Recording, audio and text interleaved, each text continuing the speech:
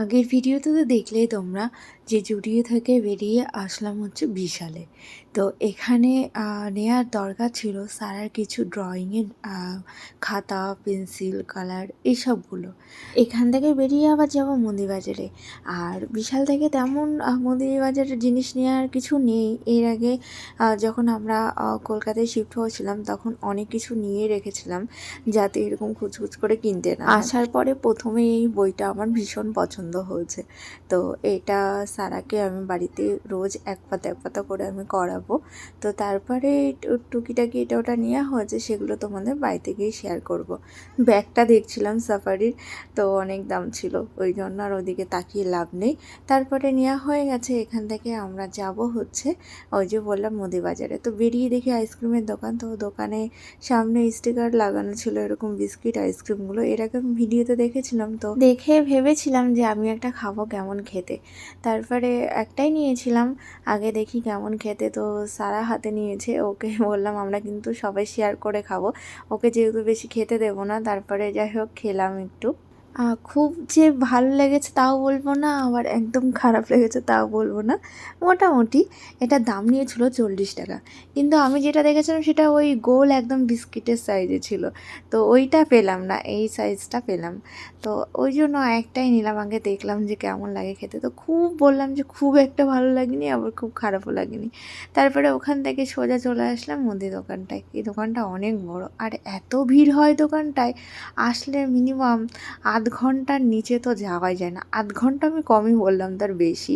কিন্তু জিনিসগুলো এত ভালো রাখে এরা, খুব ফ্রেশ রাখে, আর দামগুলো অনেকটাই কম থাকে। আমাদের খুব একটা বেশি কিছু নেওয়া ছিল না, কারণ কিছুদিন আগেই তো দেখলে যেগুলো একদম শেষ হয়ে গেছিলো সেগুলো আমরা স্মার্ট বাজার থেকে কিনে নিয়ে এসেছিলাম। আর বাদবাকি যেগুলো দোকান থেকে নেওয়ার সেগুলো মাসের মাইনে হওয়ার পরে নিয়ে নিলাম। তো এখানে সারা বলছে আমি সব একটা একটা করে নেব ব্যাগের মধ্যে। ও এইসব কাজে মানে খুব হাত বাড়াতে চাই, দেখো মানে এইগুলোতে ও হেল্প করবে। তো একটা একটা করে ব্যাগে দিচ্ছিলো। তারপরে যখন ব্যাগটা ওর হাতে ছিল পুরো ভারী হয়ে গেছিলো, তখন কান্না করে ফেলেছে যে এত ভারী কেন দিলে আমাকে। তো যাই হোক বাজার হলো, এখন 9:30 বাজে, তাও ভিড় দেখো, অনেক লোক রয়েছে এখনও। আজকে আমি একটা বড় ভুল করেছি, যেটা রান্না করে আসিনি। আমি জানি যে আজকে বাজারে যাব, কিন্তু কি জানি কিভাবে আমি মানে ভুলটা করলাম। কারণ যেদিন বেরোই কিছু না কিছু করে রাখি যাতে বাড়িতে গিয়ে রান্নার চাপটা না থাকে। তো আজকের ওই কাজটা করা হয়নি। এখন বাড়িতে গিয়ে আবার রান্না করতে হবে, কিছু একটা করে নেব ভাবছি। প্রেশার কুকারে সেদ্ধ ভাত এইভাবে কিছু করে নেব। কালকে আবার সকাল সকাল বেরোতে হবে আমাদের। তো কোথায় যাব সেটা পরেই বলছি। আর এখন বাড়ি থেকে তো বুঝতেই পারছো, এই যে যা বাজারহাট করা হয়েছে এইগুলোকে সব গোছাতে হবে। বাড়িতে চলে এসেছি, আর আসার পরে চেঞ্জ আর কেউ করিনি। শুধু আমি ভাতটা বসিয়ে দিয়েছি প্রেশার কুকারে, আমি চেঞ্জ করে, আর এরা তো কেউ চেঞ্জ করিনি। আর ইনি হচ্ছে ব্যাগ থেকে সব কিছু বার করছে।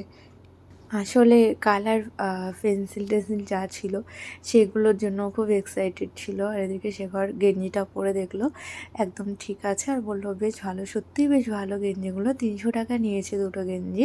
আর আমি একটা সক্স নিয়েছিলাম লাস্টে জুডিও থেকে, এটা নিয়েছিল 49 টাকা।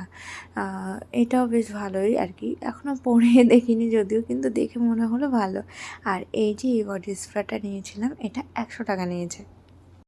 আমি দামগুলো বলছি বলে অনেকে ভেবো না যে দামগুলো দেখাচ্ছি অন্য কোনো কারণ টারণ, এইসব না।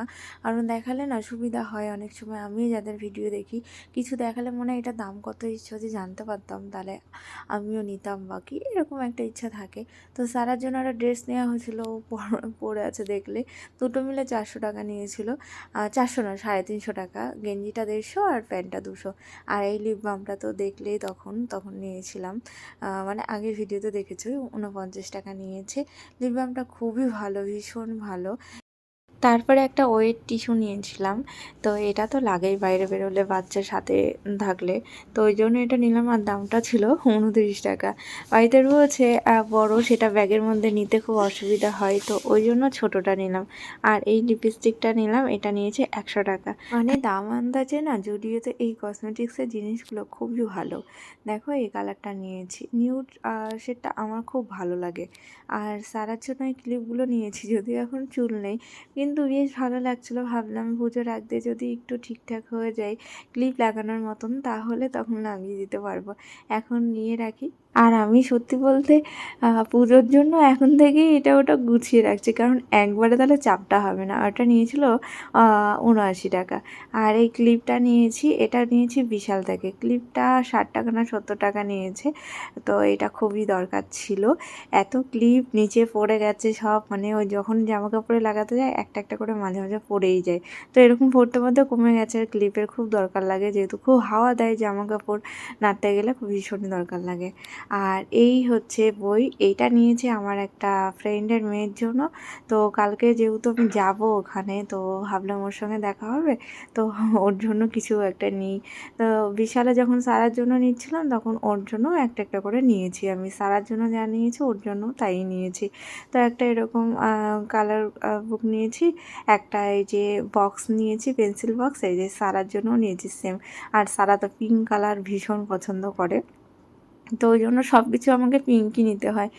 আর এইটা নিয়েছি, এই যে কালার, মানে পেন্সিলটা নিয়েছি কালার, একটা হচ্ছে পেন্সিল ইরেজার, একটা শার্পনার, আর একটা এই যে আরেকটা কালার পেন্সিল, এরকম দুটো নিয়েছি। তো যাই হোক এইগুলো ওর জন্য নিয়েছি।